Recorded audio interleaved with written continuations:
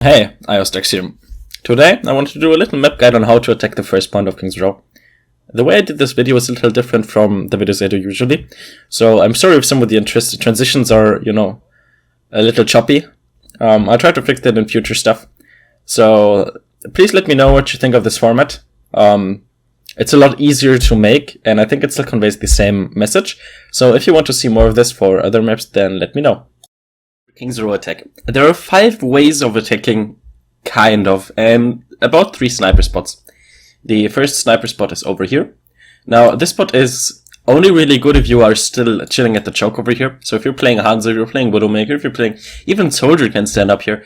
One of the problems is that this fucking tree over here kind of punishes your vision. The statue punishes your vision, and the hotel. You can't really see into the hotel, so that sucks as well. The second 2 sniper positions is up here and over here on the high ground.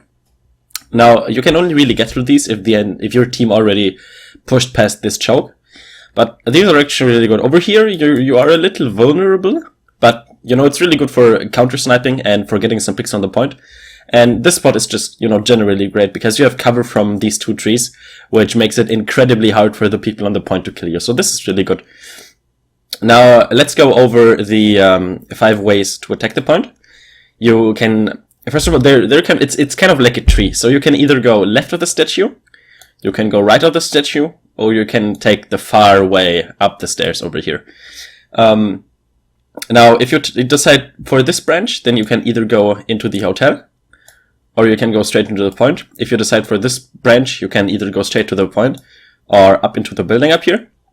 Or if you decide for this branch, you can take the high ground and then either drop down, and then you basically get the same choices as over here. So you can either go straight onto the point, or you can join them into the building. And now we'll go over these different ways of attacking the point. The spot that I showed you earlier, and here you can see how the hotel is covered and you can't really get to it. You can stand a little further up, but then again this tree is in the way, which is really, really annoying. And the statue covers basically this high ground up here and everyone who's standing by the car. This spot is really good, however, if for instance the enemies have an Ana over here, if the enemies have a soldier who's like a little too far to the left, or if they're holding really, really aggressively either here or directly in front of the choke. So this is what you should consider. However, once your team pushes past, then it's your best bet to just either hop over here, or, take the long route and get on the high ground over here. So this is the first point that you can attack. This is going left on the statue and then directly on the point. Now, this is in my opinion the weakest way to attack the point, and there's really only one reason you should take it, and that's if you have a very dive heavy comp, or if you want to push out as many pushes as you can during your attack phase, or if you have barely any time left to set up for another push, and this is the only thing you have time for. So, what's the problem with this push? First of all, this is a choke. If the enemies have a Zarya ultimate, if the enemies have a Reinhardt ultimate, if the enemies have any kind of ultimate that relies on AoE damage and you guys being bunched up, then this is going to screw you over very heavily. So this is why it's mainly used as a, first push kind of strategy, because you can be certain that the enemies don't have these kind of ultimates and that you aren't as vulnerable in this position. Also, once you go past this choke, you're very vulnerable from hotel side. So if someone is chilling inside of this building, there's a little health pack, they can annoy the crap out of you, and maybe they can even pick off your Ana or your Lucio in the backline, depending on what you play. Also, this is very, very vulnerable to people who stand up here. And if you push past the choke, then maybe even to people who stand up there. Now, a soldier, for example, is a really, really good pick at the moment, and they tend to position themselves up here. So you need to be very, very careful of this. So this is going by the right side of the statue and straight on the point. Now, this is a lot better. For one, the choke, if you want to call it, is a lot wider over here. So you are still kind of vulnerable to ultimates, but not as much. Also, the supports can stand behind this big statue right over here, which gives them great cover, something you don't have on the other side of the statue, because then your supports are really vulnerable to flankers. Also, you have the small health pack here, if you need it again. This can may be able to help you out. And also one of the problems with this, however, is if you know that the enemies are holding too far up, so for instance, they're standing over here, or maybe someone is using the high ground behind you, taking this position isn't as good at cutting them off, and it can be kind of hard to push through. So if you know that one of the enemies is standing on this side of the statue, then pushing via the little choke here, especially at the start, can be really, really good, because you will cut these people off. So you know you can fight your little 6v4 over here, and these people can't really do anything. Either they get picked off extremely easily, or you know they need to take the long route, so they need to get, you know, up the stairs, over on the high ground, in order to be able to do anything. Also, this is really good in case the enemies have like a Rotok, for example, because going via this choke and the Rotok standing behind this wall over here, you can get hooked pretty easily. Whereas if you take this long route, you have clear vision all the way through back there. Meaning that if a Rotok is standing there, or even another character that kind of relies on range, so for instance a McCree flashbang, then you aren't as vulnerable and you will be prepared. One of the problems, however, is that you're very, very vulnerable again to people on the high ground over here, especially on the window up here, and even if someone is standing behind the telephone pole. So these are some things that you need to watch out.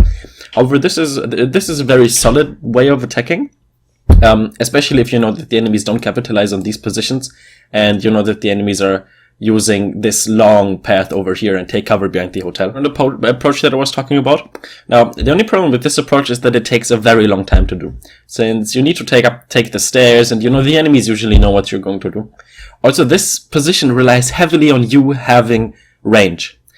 If you're running a very tank-heavy comp, then standing up here makes you, you know, not very vulnerable, right? You could stand there for a very long time.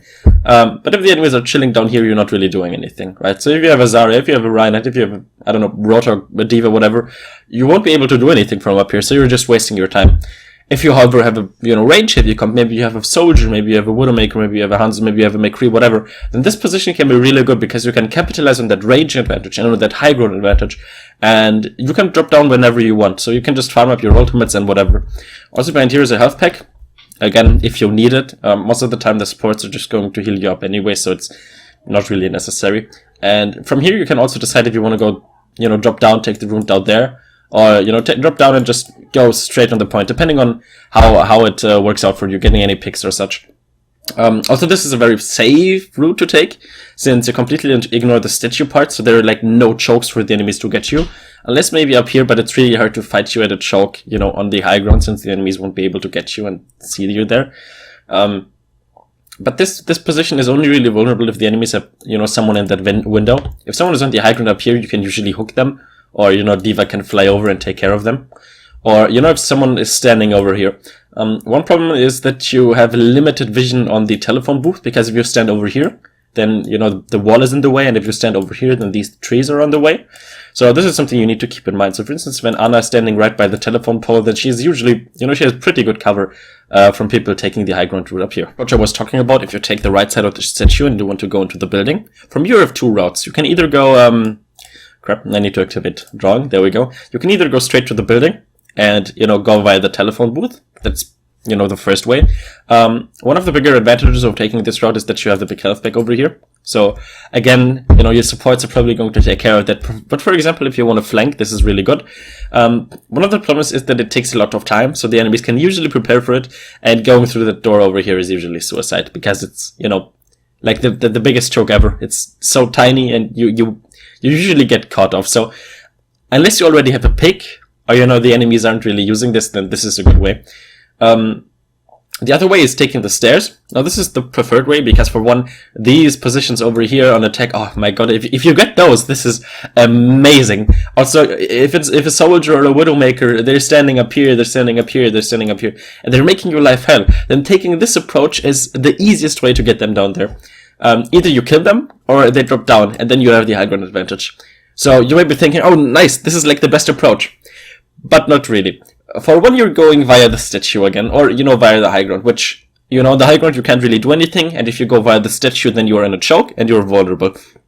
Also, passing this area over here, again, makes you very, very vulnerable to the enemy team, so you need to be careful.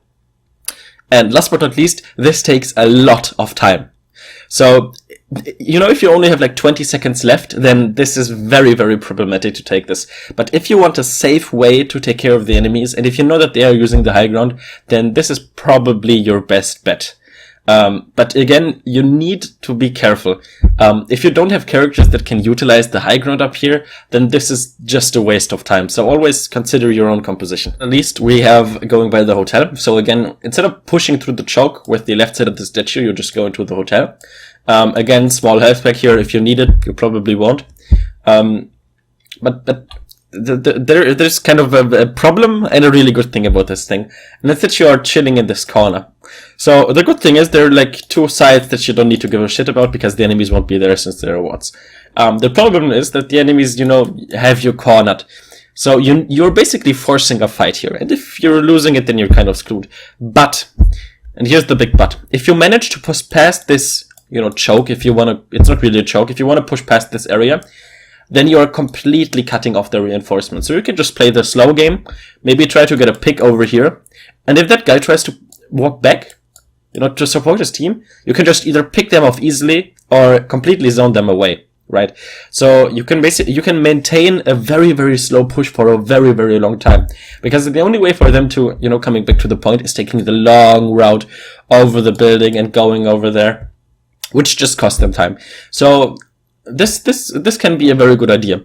But, and this is again a really, really big but, if the enemies are using the high ground up here, then this immediately becomes non-viable. You simply can't use this if the enemies have control of the high ground, because you're going to get screwed if the enemies have high ground. So only use this position if you know that the enemies either have no characters who can use the high ground, or characters who could be using the high ground aren't using it.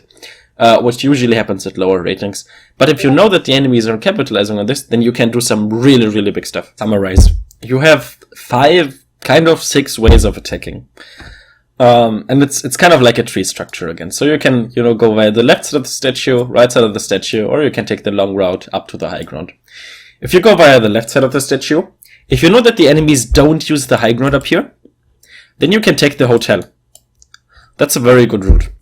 If you don't have time left, or you are sure that the enemies won't be able to capitalize on you going through the choke, then you can brute force your way down here. If you want to go a little safer, then you can go via the right side of the statue and push here, like right on the point. But again, this is only really good if there's no one on the big window over here. But other than that, this is usually a pretty good position. It also leaves you with a lot of choice. If the enemies are using the high ground up here, then going through this building may take a long while, but it's the most consistent way of taking care of them. Or if you have characters that can utilize high ground, then going the long route up here may be what you want to do. Try to get a pick. So let's go over it again real quick. This area over here is good if the enemies don't use the high ground. This area is good if you don't have time, or if you know that the enemies don't have any ultimates.